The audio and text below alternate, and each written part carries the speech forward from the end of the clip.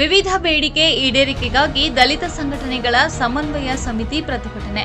ದಲಿತರ ಸಮಸ್ಯೆಗಳನ್ನು ಹಾಗೂ ವಿವಿಧ ಬೇಡಿಕೆಗಳ ಈಡೇರಿಕೆಗೆ ಆಗ್ರಹಿಸಿ ದಲಿತ ಸಂಘಟನೆಗಳ ಸಮನ್ವಯ ಸಮಿತಿಯಿಂದ ಜಿಲ್ಲಾಧಿಕಾರಿ ಕಚೇರಿ ಮುಂದೆ ಪ್ರತಿಭಟಿಸಿ ತಹಶೀಲ್ದಾರ್ ಗ್ರೇಡ್ ರಮೇಶ್ ರವರಿಗೆ ಮನವಿ ಸಲ್ಲಿಸಿದರು. ನಗರದ ಹೇಮಾವತಿ ಪ್ರತಿಮೆ ಬಳಿಯಿಂದ ಹೊರಟ ಪ್ರತಿಭಟನಾ ಮೆರವಣಿಗೆಯು ಎನ್ಆರ್ ವೃತ್ತದ ಮೂಲಕ ಜಿಲ್ಲಾಧಿಕಾರಿ ಕಚೇರಿ ಆವರಣಕ್ಕೆ ಬಂದರು. ಇದೇ ವೇಳೆ ದಲಿತ ಸಂಘಟನೆಗಳ ಸಮನ್ವಯ ಸಮಿತಿ ಜಿಲ್ಲಾಧ್ಯಕ್ಷ ಕೃಷ್ಣದಾಸ್ ಮಾತನಾಡಿ, ನಮ್ಮ ದೇಶಕ್ಕೆ ಸ್ವಾತಂತ್ರ್ಯ ಲಭಿಸಿ 78 ವರ್ಷಗಳು ಕಳೆದಿವೆ. ಮತ್ತೊಂದು ಕಡೆ ದೀನದಲಿತ ದುರ್ಬಲರ ಬದುಕು ಅಸಹನೀಯವಾಗಿ ನಿರ್ಲಕ್ಷ್ಯಕ್ಕೊಳಗಾಗಿದೆ.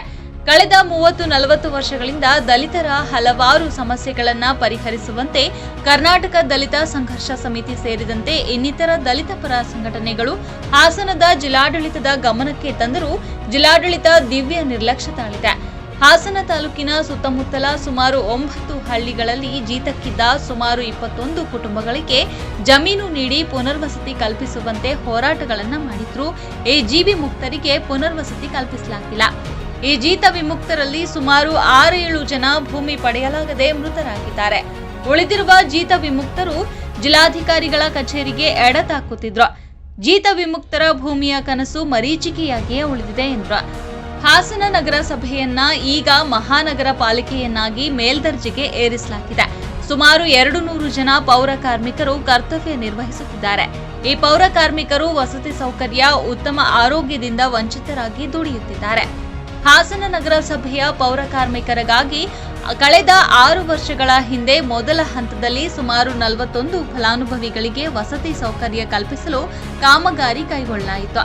ಆದರೆ ಈ ಕಾಮಗಾರಿ ಪೂರ್ಣಗೊಳ್ಳದೆ ಸ್ವಾಧೀನ ಪ್ರಕ್ರಿಯೆ ಸ್ಥಗಿತಗೊಂಡಿದೆ. ಉಳಿದ ಪೌರ ಕಾರ್ಮಿಕರಿಗೆ 2ನೇ ಹಂತದಲ್ಲಿ ವಸತಿ ಸೌಕರ್ಯ ಮಾಡಿಕೊಡುವಂತೆ ಜಿಲ್ಲಾಡಳಿತಕ್ಕೆ ಹಲವಾರು ಬಾರಿ ಮನವಿ ಮಾಡಿದ್ರೂ ಯಾವುದೇ ಪ್ರಯೋಜನವಾಗಿಲ್ಲ ಎಂದು ದೂರಿದ್ರು.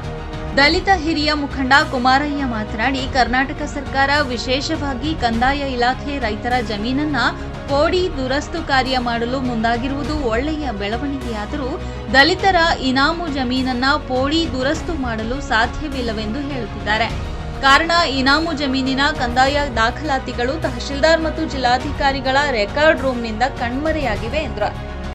ಗುರುವಾಡಿಕೆಯ ಜಮೀನುಗಳನ್ನ ಕಡತ ಮಂಗಳಮಾಯ ಆಗಿದೆ, ಮಂಗಮಾಯ. ಇದಕ್ಕೆ ನಾವು ಕೂಡಲೇ ಇವರಿಗೆ ದುರಸ್ತಿ ಮಾಡಲಿಕ್ಕೆ ಅನುಕೂಲ ಮಾಡಿಕೊಡ್ಬೇಕು ಅಂತ ಒತ್ತಾಯ ಮಾಡ್ತಾ ಇದ್ದೀವಿ. ನಂತರ ಹಾಸನದ ಹೃದಯ ಭಾಗದಲ್ಲಿ ಹಾಸನದ ಹೃದಯ ಭಾಗದಲ್ಲಿ NR ಸರ್ಕಲ್ ಇದೆ. NR ಸರ್ಕಲ್ ಅಂದರೆ ನರಸಿಂಹರಾಜ ಸರ್ಕಲ್ ಅಂತ. ಅದು ಈ ನಾಡಿನ ಒಡೆಯರವರು ಈ ನಾಡನ್ನು ಕಟ್ಟಿದಂಥವರು, ನಮಗೆಲ್ಲ ಜೀವದಾನ ಮಾಡಿದಂಥವರು ಮೈಸೂರಿನ ನರಸಿಂಹರಾಜ ಒಡೆಯರು, ನಾಲ್ವಡಿ ಕೃಷ್ಣರಾಜ ಒಡೆಯರು. ಅವರ ಹೆಸರನ್ನ ಇಲ್ಲಿ ಇಟ್ಟಿದ್ದಾರೆ, NR ಸರ್ಕಲ್ ಅಂತ. ಆದರೆ ಅಲ್ಲಿ ಎಲ್ಲ ಪ್ರತಿಮೆಗಳು ಇದ್ದಾವೆ. ನರಸಿಂಹರಾಜ ಒಡೆಯರ ಪ್ರತಿಮೆನೇ ಅಲ್ಲಿ ಇಲ್ಲ. ಬೇರೆ ಪ್ರತಿಮೆಗೆ ಆಕ್ಷೇಪಣೆ ಇಲ್ಲ ನಮ್ಮದು. ಬೇರೆಯವ್ರದ್ದು ಪುನೀತ್ ರಾವ್ ರಾಜ್ಕುಮಾರ್ ಅವ್ರದ್ದಿದೆ, ಈ ಕಡೆ ವಿಶ್ವೇಶ್ವರಯ್ಯನವ್ರದ್ದಿದೆ. ನಮಗೆ ಅದ್ರ ಬಗ್ಗೆ ಆಕ್ಷೇಪಣೆಗಳಿಲ್ಲ. ಆದರೆ NR ಸರ್ಕಲ್ ಅಂತಲೇ ಅಲ್ಲಿ ಹೆಸರಿಟ್ಟು ಸುಮಾರು 70-80 ವರ್ಷಗಳಿಂದ ಹೆಸರಿಟ್ಟಿದ್ದಾರೆ ಅಲ್ಲಿ. ಆದರೆ ಇಲ್ಲಿವರೆಗೂ ಕೂಡ NR ಸರ್ಕಲ್ ಅದನ್ನು ಪ್ರತಿಮೆ ಇಡಲಿ ಅಂತ ಹೇಳ್ಬಿಟ್ಟು ನಾವು ಒತ್ತಾಯ ಮಾಡ್ತೀವಿ. ನಂತರ ಬಿಟ್ಗೌನಹಳ್ಳಿ ಸ್ಮಶಾನ ಇದೆ ಸರ್. ನಾವು ಇವರೆಲ್ಲ ಬೇಗ ತೀರೋಯ್ತಾರೆ. ಯಾರೋ ಈ ಪೌರ ಕಾರ್ಮಿಕರು 35 ವರ್ಷಕ್ಕೆ 40 ವರ್ಷಕ್ಕೆ ತೀರೋಗ್ಬಿಡ್ತಾರೆ. ಯಾಕೆಂದರೆ ಆ ಏಲಕ್ಕೋಸ್ಕರ ಎಂಡ ಕುಡಿತಾರೆ. ಎಂಡ ಕುಡಿದು ಎಲ್ಲನೂ ಆರೋಗ್ಯವನ್ನು ಕೆಡಿಸ್ಕೊಂಡು ಆ ವಾಸದಲ್ಲಿ, ಆ ಗಲೀಜಲ್ಲಿ ಅನಾರೋಗ್ಯದಿಂದ ಸತ್ತೋಗಿದ್ದಾರೆ. ಅವ್ರನ್ನ ಊಣಟ್ಟಲ್ಲಿ ಸತ್ತೋದರಿಗೆ ಸ್ಮಶಾನ ಇದೆ. ಇಲ್ಲಿ ಬಿಟ್ಟಂತಹಳ್ಳಿ ಊಳ ಮಶಾಣ ಅಂತ ಇದೆ, ಸುಡ ಮಶಾಣ ಅಲ್ಲ, ಊಳುವ ಮಶಾಣ ಇದೆ. ಅಲ್ಲಿ ಎಲ್ಲ ಗಿಡ ಗೈಟ್ಗಳು ಕಲ್ಕೊಂಡಿದ್ದಾರೆ ಸರ್. ಎಲ್ಲ ಕಾಲೋದ್ರೆ ಮುಳ್ಳುಗಳು ಚುಚ್ಕೊತವೆ. ಶವ ಸಂಸ್ಕಾರ ಮಾಡೋಕ್ಕಾಯ್ತಾ ಇಲ್ಲ ಸರ್ ಅಲ್ಲಿ. ಆದ್ದರಿಂದ ಆ ಸ್ಮಶಾನವನ್ನು ಅಭಿವೃದ್ಧಿಪಡಿಸಬೇಕು ಅಂತ ನಾವು ಒತ್ತಾಯ ಮಾಡ್ತಾ ಇದ್ದೀವಿ. ಕೊನೆಯದಾಗಿ ಸಕಲೇಶಪುರ ತಾಲೂಕು ಎತ್ತೂರಲ್ಲಿ 59 ಕುಟುಂಬಗಳು 1960ನೇ ಇಸ್ವಿಯಿಂದ ಅಲ್ಲೇ ಮನೆ ಕಟ್ಕೊಂಡು ವಾಸ ಮಾಡ್ತಾ ಇದ್ದಾರೆ. ತಲಾ 59 ಕುಟುಂಬಗಳಿಗೆ 2 ಗುಂಟೆನ ಜಮೀನನ್ನ ಸರ್ಕಾರ ಮಂಜೂರು ಮಾಡಿದೆ. ಆದರೆ ಇಲ್ಲಿವರೆಗೆ ಅವರಿಗೆ ಕಾಯಂ ಸಾಗುವಳಿ ಕೊಟ್ಟಿಲ್ಲ. ಏನು ಕುಮಾರಯ್ಯನವರೇ? ಇಲ್ಲ ನಾಗರಾಜ್ ಅವರು ಇದ್ದಾರೆ, ನಮ್ಮ ಸಚಿವರು ಮಂಜಣ್ಣ, ಎಸ್ಟೂರು ಮಂಜಣ್ಣ ಇವರೆಲ್ಲ ಇದ್ದಾರೆ. ಇಲ್ಲಿವರೆಗೆ ಅವರಿಗೆ 2 ಗುಂಟಿಗೆ ಕಾಯಂ ಸಾಗುವಳಿ ಕೊಟ್ಟಿಲ್ಲ. ಅಂದರೆ ನಮ್ಮನ್ನು ಯಾವ ದೃಷ್ಟಿಕೋನದಲ್ಲಿ ಈ ಸರ್ಕಾರ ಜಿಲ್ಲಾಡಳಿತ, ಈ ಸಮಾಜ ನೋಡ್ತಾ ಇದೆ ಅನ್ನೋದನ್ನು ದಯಮಾಡಿ ಎಲ್ಲರೂ ಕೂಡ ಅರ್ಥ ಮಾಡ್ಕೋಬೇಕು. ಈಗ ನಾವು ಈ ಎಲ್ಲ ಮನವಿಯನ್ನು ನಾವು ಜಿಲ್ಲಾಧಿಕಾರಿಗಳ ಮುಖಾಂತರ ನಮ್ಮ ತಹಶೀಲ್ದಾರರು ಮತ್ತು ಸಮಾಜ ಸಮಾಜ ಕಲ್ಯಾಣ ಸಚಿವರಿಗೆ ಇದನ್ನು ತಿಳಿಸ್ಕೊಡ್ಬೇಕು ನಾವು. ಎರಡನೇದು ಜಿಲ್ಲಾಧಿಕಾರಿಗಳು, ಆಮೇಲೆ ನಮ್ಮ ಕೆಲವು ದಲಿತ ಪರ ಸಂಘಟನೆಗಳ ಪುನರ್ವಸತಿ ಜಮೀನಿಗೆ ಸಂಬಂಧಪಟ್ಟಂಗೆ ಯಾಕೆ ದುರಸ್ತಿ ಕಾರ್ಯ ಮಾಡ್ತಾ ಇಲ್ಲ ಜಿಲ್ಲಾಧಿಕಾರಿಗಳು, ಎಲ್ಲ ರೆಕಾರ್ಡ್ಗಳ ಕಣ್ಮರೆಯಾಗಿದೆ, ಡಾಕ್ಯುಮೆಂಟ್ಗಳೇ ಇಲ್ಲ, ಎಲ್ಲನೂ ಕೊಟ್ಟಿದ್ದಾರೆ. ಒಂದು ಟಿಸಿಗೆ ಎರಡು ಸರ್ಕಾರಕ್ಕೆ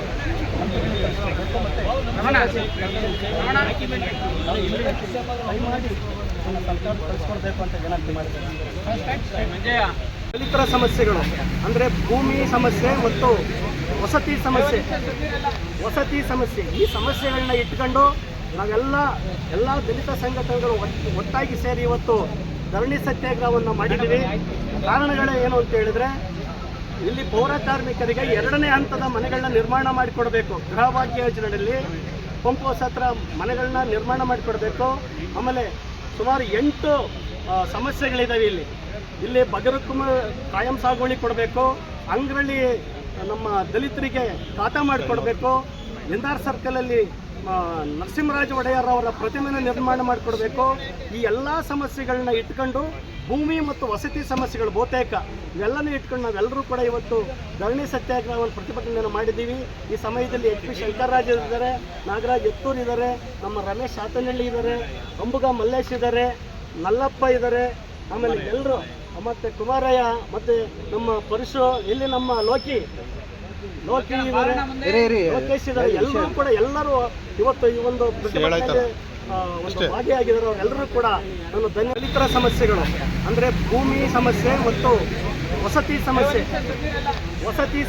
ಈ ಸಮಸ್ಯೆಗಳನ್ನ ಇಟ್ಕೊಂಡು ನಾವೆಲ್ಲ ದಲಿತ ಸಂಘಟನೆಗಳು ಒಟ್ಟಾಗಿ ಸೇರಿ ಇವತ್ತು ಧರಣಿ ಸತ್ಯಾಗ್ರಹವನ್ನು ಮಾಡಿದ್ದೀವಿ.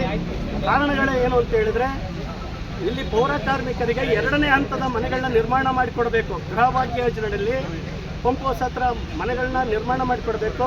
ಆಮೇಲೆ ಸುಮಾರು 8 ಸಮಸ್ಯೆಗಳಿದ್ದಾವೆ ಇಲ್ಲಿ ಬಗರಕ್ಕೂ ಕಾಯಂ ಸಾಗುವಳಿ ಕೊಡಬೇಕು, ಅಂಗ್ರಳ್ಳಿ ನಮ್ಮ ದಲಿತರಿಗೆ ಖಾತಾ ಮಾಡಿಕೊಡ್ಬೇಕು, ಎಂದಾರ್ ಸರ್ಕಲಲ್ಲಿ ನರಸಿಂಹರಾಜ ಒಡೆಯರ್ ಅವರ ಪ್ರತಿಮೆಯನ್ನು ನಿರ್ಮಾಣ ಮಾಡಿಕೊಡ್ಬೇಕು. ಈ ಎಲ್ಲ ಸಮಸ್ಯೆಗಳನ್ನ ಇಟ್ಕೊಂಡು ಭೂಮಿ ಮತ್ತು ವಸತಿ ಸಮಸ್ಯೆಗಳು ಬಹುತೇಕ ಇವೆಲ್ಲನೂ ಇಟ್ಕೊಂಡು ನಾವೆಲ್ಲರೂ ಕೂಡ ಇವತ್ತು ಧರಣಿ ಸತ್ಯಾಗ್ರಹವನ್ನು ಪ್ರತಿಭಟನೆಯನ್ನು ಮಾಡಿದ್ದೀವಿ. ಈ ಸಮಯದಲ್ಲಿ HP ಶಂಕರರಾಜ್ ಇದ್ದಾರೆ, ನಾಗರಾಜ್ ಎತ್ತೂರ್ ಇದ್ದಾರೆ, ನಮ್ಮ ರಮೇಶ್ ಶಾತನಹಳ್ಳಿ ಇದ್ದಾರೆ, ಅಂಬುಗ ಮಲ್ಲೇಶ್ ಇದ್ದಾರೆ, ನಲ್ಲಪ್ಪ ಇದ್ದಾರೆ, ಆಮೇಲೆ ಎಲ್ಲರೂ ಮತ್ತು ಕುಮಾರಯ್ಯ ಮತ್ತು ನಮ್ಮ ಪರಶು, ಇಲ್ಲಿ ನಮ್ಮ ಲೋಕಿ ಇದ್ದಾರೆ, ಲೋಕೇಶ್ ಇದ್ದಾರೆ. ಎಲ್ಲರೂ ಇವತ್ತು ಈ ಒಂದು ಪ್ರತಿಭಟನೆಗೆ ಭಾಗಿಯಾಗಿದ್ದಾರೆ. ಅವರೆಲ್ಲರೂ ಕೂಡ ನಾನು